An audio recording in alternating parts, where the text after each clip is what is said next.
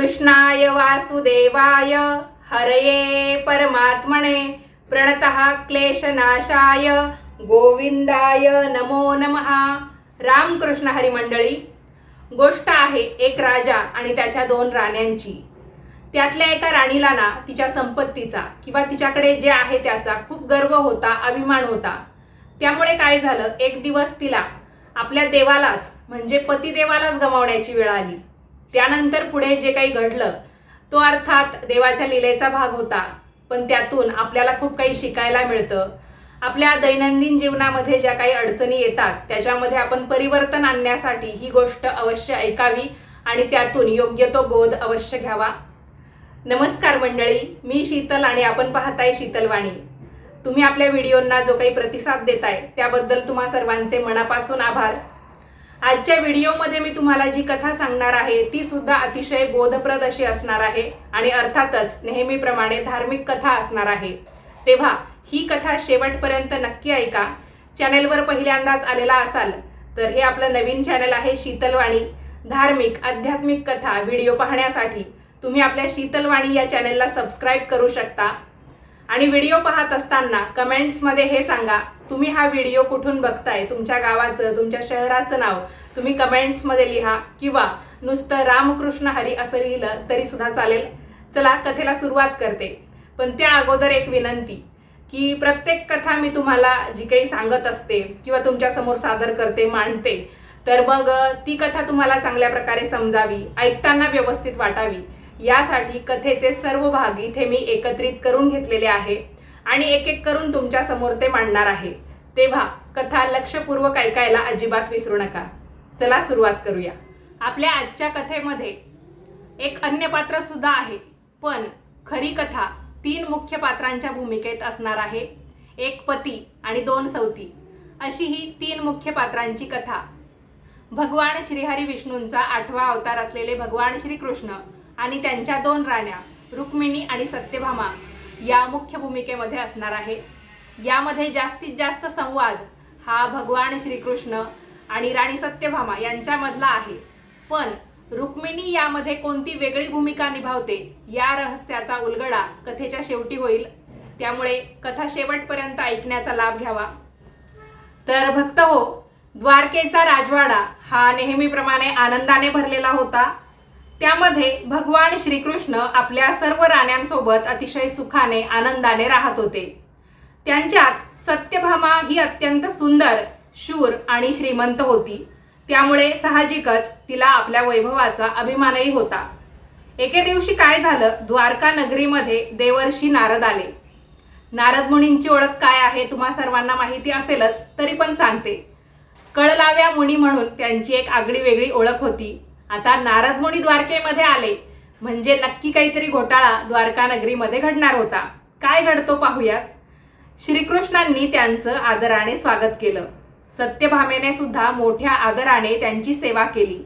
हे पाहून नारद मुनी मनात हसले, कारण त्यांना सत्यभामेच्या मनातला अभिमान स्पष्ट दिसत होता। थोड्या वेळाने नारद शांतपणे म्हणाले, राजमाता, तुम्ही श्रीकृष्णांवर खूप प्रेम करता ना? सत्यभामा हसत म्हणाली, मुनिवर, यात काही शंका आहे का? तर नारद म्हणाले, मग तुमच्या त्या प्रेमाची एक छोटी परीक्षा घेऊया। सत्यभामा क्षणाचाही विचार न करता म्हणाली, घ्या परीक्षा, मी तयार आहे। नारदांच्या चेहऱ्यावर मंद स्मित उमटलं, कारण ही परीक्षा सत्यभामेचं आयुष्यच बदलून टाकणार होती। काय आहे परीक्षा, काय होणार आहे, तर ऐका। सत्यभामेचं उत्तर ऐकून देवर्षी नारद म्हणाले, राजमाता, मग तुम्ही एक व्रत करा। सत्यभामा म्हणाली, कोणतं व्रत? नारद म्हणाले, या व्रतानुसार तुम्हाला सर्वात प्रिय असलेली वस्तू दान करावी लागेल। सत्यभामेने क्षणाचाही विचार केला नाही। ती हसत म्हणाली, माझ्यासाठी श्रीकृष्णांपेक्षा प्रिय दुसरं काहीच नाही, म्हणून मी श्रीकृष्णांनाच दान करते। हे ऐकताच सभागृहामध्ये एकदम शांतता पसरली। रुक्मिणी सुद्धा आश्चर्याने सत्यभामेकडे पाहू लागली की ही तर आपल्या पतीलाच दान करायला निघालीये। भगवान श्रीकृष्ण मात्र नेहमीप्रमाणे शांत हसत होते, अर्थात त्यांच्या लीलेचाच हा भाग असणार। नारद म्हणाले, राजमाता, विचार करून बोला। दान दिलेली वस्तू तुम्हाला परत मागता येणार नाही आणि आपण जेव्हा एखादी गोष्ट दान करतो तर ती परत मागण्यासाठी कधीच दान करत नसतो, त्याच्यामुळे विचार करून बोला. तर सत्यभामा अगदी आत्मविश्वासाने म्हणाली, मी माझा शब्द कधीच मागे घेत नाही. हे ऐकताच नारदांनी श्रीकृष्णांचा हात धरला आणि म्हणाले, प्रभो, तुम्ही आता माझ्यासोबत चला. क्षणभर सत्यभामेला काहीच समजलं नाही. तिला वाटलं हा फक्त एक धार्मिक विधी आहे, पण काही क्षणातच तिला तिच्या एका निर्णयाची किती मोठी किंमत मोजावी लागणार आहे याची जाणीव होणार होती. नारद मुनी भगवान श्रीकृष्णांना घेऊन राजवाड्याच्या बाहेर निघू लागले. हे पाहताच सत्यभामा धावत त्यांच्या समोर आली आणि ती घाबरून म्हणाली, मुनिवर, हे काय करत आहात? नारद शांतपणे म्हणाले, राजमाते, तुम्ही श्रीकृष्णांचं दान केलं आहे, आता त्यांच्यावर तुमचा अधिकार राहिलेला नाही. हे ऐकताच सत्यभामेच्या पायाखालची जमीनच सरकली. ती भगवान श्रीकृष्णांकडे म्हणजे आपल्या पतीकडे पाहत म्हणाली, नाथ, तुम्ही तरी काहीतरी बोला. भगवान श्रीकृष्ण मंद हसले. ते म्हणाले, सत्यभामे, दान म्हणजे दान. एकदा दिलेली वस्तू त्यामध्ये परत मागायची नसते. हे ऐकून सत्यभामेच्या डोळ्यात अश्रू आले. ती नारद मुनींच्या चरणी पडली आणि म्हणाली, मुनिवर, माझ्याकडून खूप मोठी चूक झाली, मला माझे श्रीकृष्ण परत द्या. नारद काही क्षण शांत राहिले आणि मग म्हणाले, एक मार्ग आहे. सत्यभामा आशेने पाहू लागली आणि म्हणाली, कोणता? नारद मुनी म्हणाले, जर तुम्ही श्रीकृष्णांच्या वजना इतकं सोनं तराजूच्या दुसऱ्या पारड्यामध्ये ठेवलं तरच मी श्रीकृष्णांना तुम्हाला परत देईल. हे ऐकताच सत्यभामा हसली आणि आत्मविश्वासाने म्हणाली, इतकंच ना, द्वारकेतील सर्वात जास्त सोनं हे माझ्याजवळ आहे. मी क्षणात हा तराजू तुम्हाला भरून दाखवते. पण तिला अजून माहिती नव्हतं की हा तराजू सोन्याने नाही तर श्रद्धेने झुकणार होता. तो कसा, ऐकूया. नारद मुनींचं बोलणं ऐकताच सत्यभामेने ताबडतोब सेवकांना आज्ञा दिली, राजवाड्यातलं सगळं सोनं आणा. आणि काही क्षणातच सेवकांनी सुद्धा आज्ञेचं पालन केलं. सोन्याचे दागिने असतील, सोन्याची नाणी असतील, सुवर्ण मुकुट, मौल्यवान अलंकार, सगळं तराजूजवळ आणलं गेलं. एका पारड्यात भगवान श्रीकृष्ण अतिशय शांतपणे बसले होते, कारण त्यांची आता तुला होणार होती आणि त्यांना तर सत्यभामेने अगोदरच दान केलं होतं.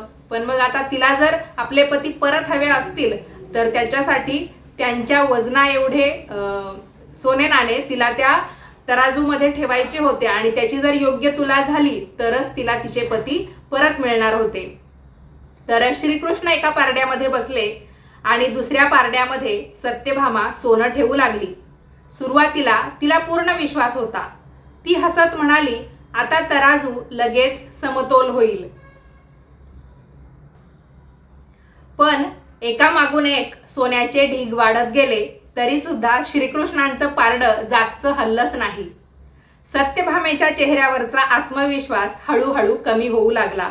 ती विचार करत असेल की श्रीकृष्ण एका पारड्यात बसले हे ठीक आहे, पण एवढं सगळं सोनं मी दुसऱ्या पारड्यामध्ये ठेवते तरी पण तराजू समतोल का होत नाही.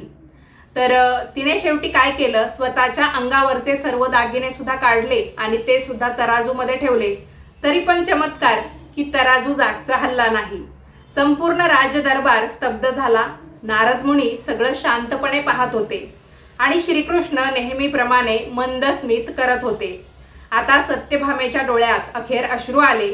ती हताश होऊन म्हणाली, द्वारकेमध्ये एवढं सोनं नाणं असूनही मी माझे श्रीकृष्ण परत मिळवू शकत नाही. तेवढ्यात राजदरबाराच्या दारातून एक शांत पाऊल आत पडलं. सगळ्यांच्या नजरा त्या दिशेने वळल्या. ती होती रुक्मिणी, श्रीकृष्णांची प्रथम पत्नी. रुक्मिणी शांतपणे तराजूजवळ आली. तिने सत्यभामेकडे पाहिलं. सत्यभामेच्या डोळ्यात अश्रू होते. ती रडत म्हणाली, ताई, मी हरले.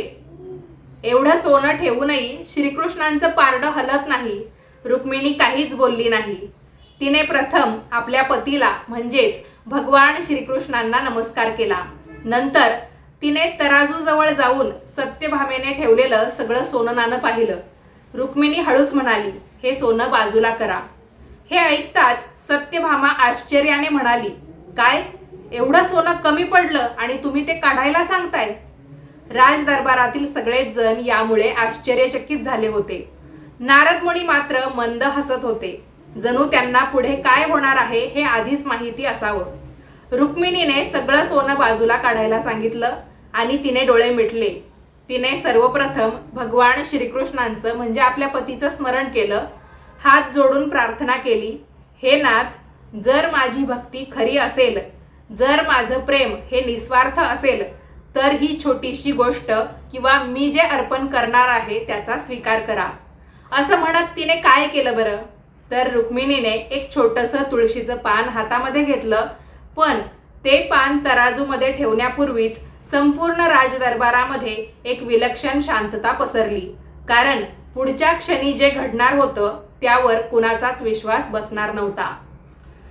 रुक्मिणीने डोळे मिटले, भगवान श्रीकृष्णांचं स्मरण केलं आणि अत्यंत भक्तिभावाने ते एक तुळशीचं पान तराजूच्या पारड्यात ठेवलं. क्षणभर सगळे काही शांत झाले. सत्यभामा, नारद मुनी आणि राजदरबारातील सर्वजण तराजूकडे पाहतच होते. आणि पुढच्याच क्षणी एक अद्भुत चमत्कार घडला. श्रीकृष्णांचं पारडं वर आलं आणि तुळशीच्या एका पानाचं पारडं हे खाली झुकलं. संपूर्ण राजदरबार यामुळे आश्चर्याने थक्क झाला. सत्यभामेचा सुद्धा स्वतःच्या डोळ्यांवर विश्वास बसत नव्हता. ती आश्चर्याने म्हणाली, हे कसं शक्य आहे? एवढं सोनं कमी पडलं आणि एका तुळशीच्या पानाने तराजू कसा बरं झुकला?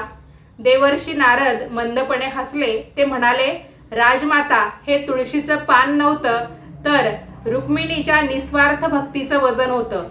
भगवान श्रीकृष्णही हसत म्हणाले, सत्यभामा, जिथे प्रेमात अहंकार असतो तिथे सोनंही कमी पडतं, पण जिथे प्रेमामध्ये भक्ती आणि समर्पण असतं तिथे एक तुळशीचं पानही अनमोल ठरतं. आणि आज हेच तुला पाहायला मिळालेलं आहे.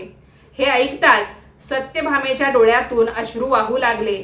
तिला आपली चूक समजली होती. तर भक्त हो, तुळाभाराची ही कथा फक्त एका तुळशीच्या पानाची नाही, तर भक्ती, समर्पण आणि निस्वार्थ प्रेमाची आहे. बऱ्याच वेळा आपण आपल्याकडे जे आहे त्या संपत्तीचा किंवा वस्तूंचा खूप गर्व करतो, अभिमान करतो. बघा, अभिमान असावा पण तो खूप जास्त नसावा. अभिमान एका ठराविक पातळीपर्यंत असला तर तो योग्य असतो, पण गर्वाचं घर हे नेहमी खालीच असतं. सत्यभामेच्या मनामध्ये गर्व, अहंकार आणि अभिमान हे सगळं काही होतं आणि ते खाली आणण्यासाठी नारद मुनी आणि श्रीकृष्ण यांनी एकत्रित विचार करून घेतलेली ही परीक्षा होती. बघा, सत्यभामेचं श्रीकृष्णांवर प्रेम होतं हे अगदी खरं आहे, पण त्या प्रेमामध्ये मीपणा जास्त होता किंवा मी हा भाव जास्त होता. रुक्मिणीचं सुद्धा श्रीकृष्णांवर तितकंच प्रेम होतं, पण तिच्या प्रेमामध्ये स्वार्थ नव्हता, अहंकार नव्हता, फक्त समर्पण होतं, भक्ती होती. म्हणूनच सोन्याचे ढीग जे काही करू शकले नाहीत ते फक्त एका तुळशीच्या पानाने करून दाखवलं. कारण भगवान श्रीकृष्णांना सोन्याची किंमत नव्हती, तर भावनेची अत्यंत किंमत होती. आपणही भगवंताला मोठे दागिने, मोठे नैवेद्य किंवा कितीही महाग वस्तू अर्पण केल्या आणि आपल्या मनामध्ये देवाच्या प्रती, भगवंताच्या प्रती भक्तीच नसेल किंवा भोळा भाव किंवा ज्याला आपण खरोखरचा भाव, खरोखरची श्रद्धा म्हणतो, तेच नसलं तर एवढं सगळं अर्पण केल्याचा काहीच फायदा नाही किंवा या सगळ्यांची किंमत तिथे शून्य आहे. बघा, देवाला आपण भक्तिभावाने आळवलं किंवा त्याची मनापासून प्रार्थना केली तर देव आपल्यावर नक्की प्रसन्न होतात. तर मनापासून अर्पण केलेलं एक फूल असेल, एक तुळशीचं पान असेल किंवा एक साधी प्रार्थनाही असेल तर ती भगवंतापर्यंत नक्की पोहोचते. म्हणूनच या कथेचा खरा संदेश एकच आहे, भगवंताला संपत्ती नाही तर श्रद्धा आणि प्रेम अतिशय प्रिय असतं. तर तुम्हाला या कथेचा अजून एक बोध मी सांगते. बघा, सत्यभामेच्या डोळ्यात अश्रू आले. ती शांतपणे रुक्मिणीजवळ गेली आणि म्हणाली, ताई, मी आज हारले. रुक्मिणी मंद हसली आणि म्हणाली, ताई, ही तुझी हार नाही, अहंकाराची हार झालेली आहे. भगवान श्रीकृष्ण दोघींकडे पाहून म्हणाले, प्रेमाची परीक्षा संपत्तीने होत नाही तर ती मनाने होते, प्रेमाने होते. तर जिथे अहंकार असतो ना तिथे सोन्याचे पर्वतही अपुरे पडतात, पण जिथे श्रद्धा आणि समर्पण असतं तिथे एक तुळशीचं पानही माझ्यापर्यंत पोहोचतं. आणि आपल्या सर्वांना माहिती आहे, भगवान श्रीहरी विष्णूंच्या सर्व रूपांना तुळशीचं पान हे अतिशय प्रिय आहे. तुळशीच्या पानाशिवाय त्यांची ना पूजा होते ना नैवेद्य पूर्ण होतो. त्यामुळे अखेर या तुळशीच्या पानानेच तराजू समतोल करून दाखवला आणि तिथेच सत्यभामेच्या अहंकाराची जी काही पाळमुळं असतील ना किंवा तिच्या मनामध्ये जो गर्व होता, अहंकार होता, ते सगळं काही गळून पडलं. आणि प्रेम तर दोघींचंही आपल्या पतीवर होतं त्याच्यामध्ये काही शंकाच नाही. पण कुठेतरी आता बघा, प्रत्येक व्यक्तीमध्ये जे काही गुण अवगुण भरलेले असतात ना, तर अवगुण जेव्हा कमी होतात तेव्हाच गुणाची वाढ होते किंवा गुण वाढीस लागतात. कोणतं तरी एक पारडं खालीवर झालं पाहिजे ना, त्यामध्ये गुणाचं पारडं जर व्यवस्थित असेल, अवगुण खाली झुकले तर नक्कीच सर्व गोष्टी जुळून यायला वेळ लागत नाही. आपल्याला या गोष्टीने खरंच खूप काही शिकवलेलं आहे. म्हणून जीवनामध्ये कधीही आपल्या संपत्तीचा, सौंदर्याचा किंवा पदाचा अहंकार करू नका. अहंकार माणसाला भगवंतापासून, आपल्या माणसांपासून दूर नेतो. आणि नम्रता असेल, आपल्यामध्ये सद्गुण भरलेले असतील तर नक्कीच आपण भगवंताच्या चरणापर्यंत जाऊन पोहोचतो. याच सुंदर संदेशासह आजचा व्हिडिओ मी इथेच थांबवते. तर झालेली सेवा जी असेल, कथेच्या माध्यमातून जे काही आपण देवाधर्माचं बोललो, भगवान श्रीकृष्णांचं जे आपण गुणगान गायलं, ते त्यांच्याच चरणी मी अर्पण करते आणि हा व्हिडिओ इथेच थांबवते. तुम्हाला कसा वाटला आजचा व्हिडिओ, ही कथा कशी वाटली मला कमेंट करून नक्की सांगा. व्हिडिओ आवडला असेल तर लाईक करा, जास्तीत जास्त लोकांना पाठवा आणि याच पद्धतीचे नवनवीन माहितीचे धार्मिक, आध्यात्मिक व्हिडिओ नेहमीच पाहण्यासाठी आजच आपल्या शीतलवाणी या यूट्यूब चॅनेलला अवश्य सबस्क्राईब करा. वेळात वेळ काढून ही कथा, हा व्हिडिओ शेवटपर्यंत पाहण्यासाठी तुम्हा सर्वांचे खूप खूप धन्यवाद. रामकृष्ण हरी माऊली.